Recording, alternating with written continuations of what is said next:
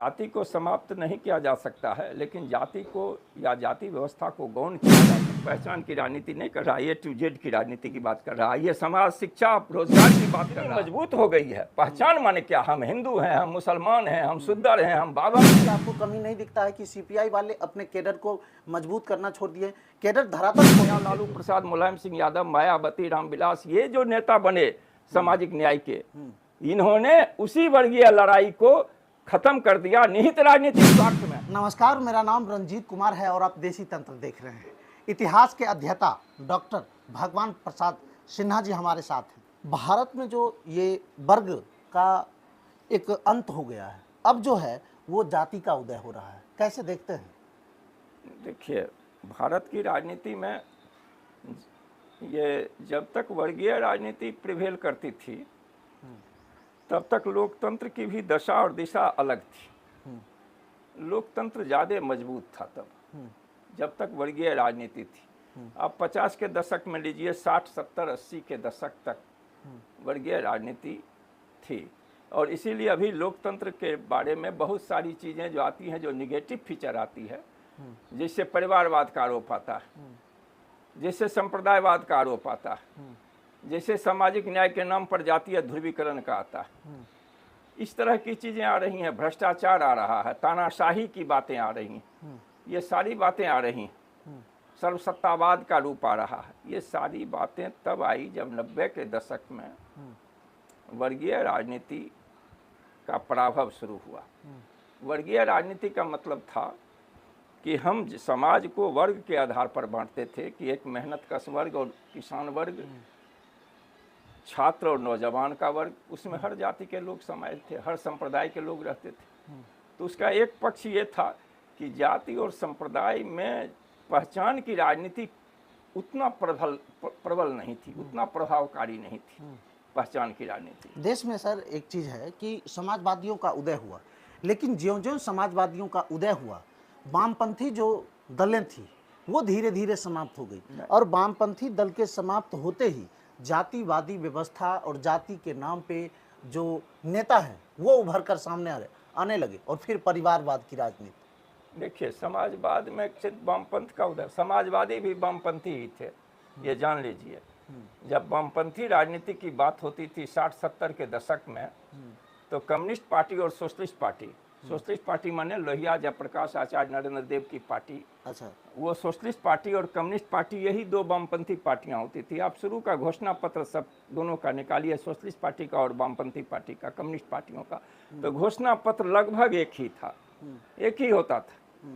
Socialist party के लोग कहते थे, और सही भी कहते थे, कि यहाँ जातीय समाज का जातीय वर्गीकरण भी एक महत्वपूर्ण चीज़ है, और इस पर जोर जातीय सामाजिक न्याय का सवाल जाति के उद्धार से जुड़ा हुआ था, कि जब तक जाति समाप्त नहीं होगा तब तक सामाजिक न्याय नहीं होगा, या समाजवादी आंदोलन का टास्क पूरा नहीं होगा। अंबेडकर भी कहते थे, जबकि अंबेडकर सोशलिस्ट नहीं थे, कम्युनिस्ट भी नहीं थे, लेकिन अंबेडकर का भी यही कहना था। जाति तोड़ो सम्मेलन उन्होंने लाहौर में अपना पर्चा पढ़ा था, तो वो जाति तोड़ो कहे थे कि जाति को समाप्त करो। क्या आपको लगता है सर कि जाति को समाप्त किया जा सकता है, या फिर उसके नाम पे जो है वो राजनीति से? देखिए, जाति को समाप्त नहीं किया जा सकता है, लेकिन जाति को या जाति व्यवस्था को गौण किया जा सकता है, और उसकी जगह पर जो जाति से इतर व्यवस्था है, जो एक बेहतर व्यवस्था है, वर्गीय व्यवस्था, जो सच्ची है, सच्चाई है वही, कि जाति से ज़्यादा बड़ी सच्चाई वर्ग की सच्चाई है। वर्गीय शोषण जातीय शोषण से बड़ी सच्चाई है, और वर्गीय शोषण की सच्चाई को छिपाने के लिए ही जातीय शोषण को आगे किया गया। अच्छा, दरअसल सामाजिक न्याय का पतन इसी में है निहित, कि सामाजिक न्याय अपनी मंजिल को नहीं प्राप्त कर रहा है, जाति व्यवस्था को तोड़ने के बजाय और मजबूत कर रहा है, जातीय ध्रुवीकरण कर रहा है राजनीति में, जो एक लोकतंत्र के आपने पतन की बात कही, तो लोकतंत्र के पतन के लिए यह भी एक बहुत बड़ा जिम्मेवार है कि लोग वास्तविक सवालों पर, वास्तविक मुद्दों पर, जनहित के मुद्दों पर, जो जिसमें समूचा सामाजिक गैमेट है, पूरा सोशल गैमेट जिसमें सामाजिक समाहित हो सकता है, सामाजिक समावेश समाहित हो सकता है, वह खंडित हो जाता है, जाति के सवाल पर ही रह जाता है। जाति के आधार पर जब वोट दीजिएगा तो स्वास्थ्य और शिक्षा की मांग आप नहीं कर सकते हैं। अगर संप्रदाय के आधार पर वोट दीजिएगा तो आप अपने बच्चों की पढ़ाई, बच्चों के रोजगार, इसके हक की या राष्ट्र की सुरक्षा तक की बात नहीं की जा सकती अगर संप्रदाय और जात के आधार पर वोट दीजिए। हाँ, वर्गीय आधार पर अगर वोट देते हैं तो उससे रोजगार का सवाल जुड़ा हुआ होता है, उससे शिक्षा का सवाल जुड़ा हुआ होता है, उससे सामाजिक न्याय का वास्तविक सरोकार अगर कहीं से है तो वर्गीय राजनीति से थी कि वर्गीय राजनीति ही शुरू हुई थी समाज के निचले पायदान से। पहली लड़ाई थी वास की जमीन का पर्चा दो। आप जानते हैं वास की जमीन किसके पास बसने की जमीन नहीं थी, ये बात स्पष्ट है। जो जितने दलित थे, जितने पिछड़े थे, अति पिछड़े, उनके पास खेतिहर मजदूर थे, जो रैयत कहलाते थे जमींदारों के, उनके पास बसने की जमीन नहीं थी। और वर्गीय आंदोलन की राजनीति जो कम्युनिस्ट पार्टी करती थी वह वहीं से शुरू होती थी, वास की जमीन का पर्चा दो। दूसरी लड़ाई शुरू होती थी खेत मजदूरों को न्यूनतम मजदूरी तय करो। तीसरी लड़ाई शुरू होती थी कि लैंड टू द टीलर्स, जमीन जोतने वालों की हो, जो जमीन जोतते हैं उनको जमीन दो। चौथी लड़ाई होती थी कि बटाईदारों को जमीन दो। आप अब हायरार्की में देखिए, अधिक्रम में वास की जमीन किसको मिलना चाहिए? जो दलित हैं, जो वंचित हैं, जो पिछड़े हैं, जिनके पास जमीन नहीं है। आप दूसरी लड़ाई शुरू हुई कि खेत मजदूर मतलब कौन सर थे? ये भी तो नहीं है ना कि मान लीजिए कि अगर कोई मेहनत से जमीन खरीदता है तो उसका अब पूरे का पूरे, कभी कभी सीपीआई वालों पे आरोप लगा है कि वो जमीन को हड़प लेने की तैयारी करते हैं। एक मिनट में आरोप न लगा है, सच्चाई क्या है और ये आरोप लगाने वाले कौन है ये जान लीजिए। सच्चाई क्या है? सच्चाई थी कि कम्युनिस्ट पार्टी के मैनिफेस्टो में कभी नहीं था कि हम किसानों की जमीन हड़पेंगे। जमींदारों की जमीन, जो सीलिंग से ज्यादा जमीन जिनके पास है, और आज से नहीं, अंग्रेजों के जमाने से, अंग्रेजों की विरासत से है। कॉर्नवालिस के दमामी बंदोबस्ती कानून 1793 के तहत जो जमींदार के पास ज्यादा जमीन है उसकी जमीन का बंटवारा कम्युनिस्ट पार्टी कहती थी। अच्छा। इसीलिए, और आरोप वही भ्रम पैदा करने के लिए, जैसे अभी मोदी जी भ्रम पैदा करने के लिए जब कहा आर्थिक सर्वे होगा तो वह भ्रम पैदा कर रहे हैं कि मंगलसूत्र छीन लेगा, जबकि राहुल गांधी ने कहा कि आर्थिक सर्वे करने के बाद हम संपत्ति का बंटवारा करेंगे। संपत्ति का किसका बंटवारा? अदानी और अवानी, टाटा, बिरला, डालमिया, बजाज, ये तमाम जो पूंजीपति हैं, जो 1% पूंजीपति 99% संसाधनों पर कब्जा, उसका बंटवारा। अच्छा। लेकिन उसको मोदी जी क्या कहते हैं कि तुम्हारा मंगलसूत्र छीन लेंगे, गहने छीन लेंगे। तो उसी तरह जब जमींदार के जमीन पर हमला हुआ, गैर कानूनी भूमि चोर थे हुआ, उनकी जमीन को कहा गया कि जब भाई खेत मजदूरों में बांटो, या जो जमीन जोतते हैं वास्तविक किसान जो हैं उनको। और ये आज की कहानी नहीं है, स्वामी सहजानंद सरस्वती ने शुरू किया था।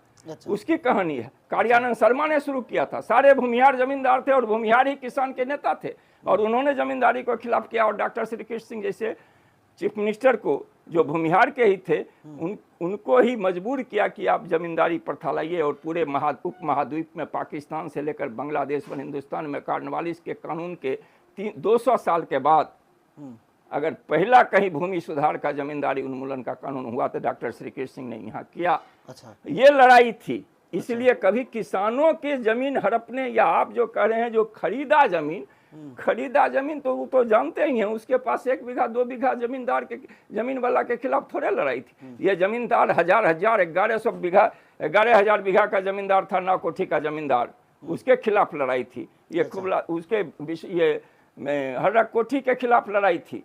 जो हजारों बीघा का जमींदार था, विश्वनाथ दास था, उसके खिलाफ लड़ाई थी। साहू परबत्ता के खिलाफ लड़ाई थी। रघुवंश प्रसाद कुरसेला के खिलाफ थी। मौलचंद के खिलाफ लड़ाई थी। टाटा की जमींदारी के खिलाफ लड़ाई थी।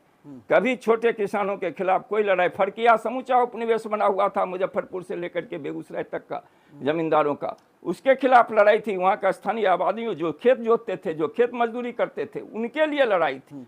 सर वर्तमान दौर में आता और वही सामाजिक न्याय का प्रिकर्सर था, वही अग्रदूत था। और वह सामाजिक न्याय की दिशा में जो वह कदम उस समय उठाया गया, उसने सामाजिक न्याय का जो परवर्ती संस्करण आया, लालू प्रसाद, मुलायम सिंह यादव, मायावती, रामविलास, ये जो नेता बने सामाजिक न्याय के, इन्होंने उसी वर्गीय लड़ाई को खत्म कर दिया निहित राजनीतिक स्वार्थ में। इसीलिए उनके यहाँ परिवारवाद पर आपने सवाल किया, जो परिवारवाद क्यों आया, तो परिवारवाद इसीलिए आया कि वह वर्गीय लड़ाई में परिवार नहीं होता था।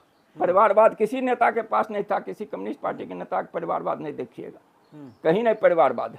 वह परिवारवाद आया तब जब सामाजिक न्याय के लड़ाई को वर्गीय लड़ाई के खिलाफ खड़ा कर दिया गया, और खिलाफ इसीलिए किया गया जो मैंने अभी कहा कि इसका नेता जो सचेतन वर्ग था, जो चेतनाशील समाज का वर्ग था, चेतनाशील वर्ग था, जिसमें निश्चित रूप से जो सवर्ण जाति के लोग थे वह लीड करते थे, क्योंकि वह चेतना संपन्न थे। सहजानंद सरस्वती हो, चाहे सूरज नारायण सिंह बेगूसराय में हो। सीपीआई वाले अपने विचारों को रखते हैं, वो अलग बात है, लेकिन कहीं ना कहीं सीपीआई में भी आपको कमी नहीं दिखता है कि सीपीआई वाले अपने कैडर को मजबूत करना छोड़ दिए, कैडर धरातल छोड़ दिए। निश्चित रूप से यह बात है कि कैडर से मजबूत छोड़िए, कैडर जनसंवाद ही कम हो गया। अच्छा, जनसंवाद कम होने का कारण यही हुआ कि सामाजिक न्याय से वर्गीय राजनीति को जब आघात पहुंचा तो स्वाभाविक है डिमोरलाइजेशन होता है।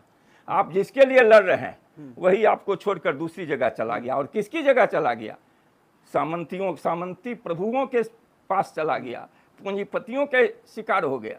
आप जान लीजिए, सबसे ज्यादा लड़ाई कोरोना में जो असंगठित मजदूर दिल्ली से होकर के आए सीमांचल और मिथिलांचल में, उसके लिए वामपंथियों ने लड़ी सबसे बड़ी लड़ाई।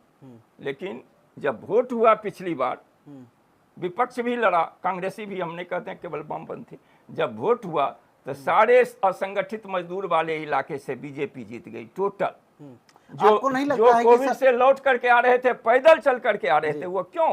ये जानिए क्यों? पहचान की राजनीति इतनी मजबूत हो गई है। पहचान माने क्या? हम हिंदू हैं, हम मुसलमान हैं, हम सुद्दर हैं, हम बावन हैं, हम राजपूत हैं, हम भूमिहार हैं। ये प्रिवेल कर गया। नतीजा हुआ कि आज तड़प रहे हैं रोजगार के लिए, सुनता नहीं है शासक वर्ग, ऐसा कभी नहीं था। आप तड़प रहे हैं शिक्षा के लिए, कोई सुनने वाला नहीं है। आप स्वास्थ्य का एजेंडा बनाना चाहते हैं, बनाता नहीं है। क्यों? वह जानता है कि पहचान की राजनीति में ही हमको जब वोट मिल रही है तो हम ये वास्तविक एजेंडा पर क्यों माथा पच्ची करें? आज है ना, गिरिराज की इतनी अलोकप्रियता है यहाँ, हम दिखाई पड़ रहा है हर जगह, फिर भी गिरिराज क्यों ये है जो हम मनोबल है उसका हाय है कि हमको जात के नाम पर वोट पड़बे करेगा, धर्म के नाम पर वोट पड़बे करेगा, हम काहे बेगूसराय की जनता का विकास की बात करेंगे? तो जब वर्ग पहचान की राजनीति लाए, चाहे लालू प्रसाद लावे, मुलायम सिंह लावे या नरेंद्र मोदी लावे, जब ये पहचान की राजनीति लाइएगा तो इनसे उम्मीद ये मत कहिए कि आपकी पढ़ाई लिखाई स्वास्थ्य। मैं तेजस्वी को बहुत धन्यवाद देता हूँ कि वह पहचान की राजनीति, इसी तरह बिहार में पहला हुआ नेता मिला है जो पहचान की राजनीति की बात नहीं करता। हालांकि परिवारवाद की ही उपज है, लेकिन कभी कभी किसी राजा के वंश में उदार राजा भी पैदा, अकबर पैदा लिया मुगलिया सल्तनत में। अच्छा। हाँ, जैसे मौर्य वंश में अशोक पैदा लिए, अच्छे राजा पैदा ले लेते हैं। तो परिवार की राजनीति में ही अभी जो राहुल गांधी या प्रियंका गांधी या तेजस्वी यादव है, तो ये कम से कम पहचान की राजनीति की बात, हालांकि राहुल कर रहे हैं, लेकिन ये पहचान की राजनीति नहीं कर रहा, ये टू जेड की राजनीति की बात कर रहा है, ये समाज शिक्षा रोजगार की बात कर रहा है, और इसीलिए उसी पर वोट मांग रहे हैं।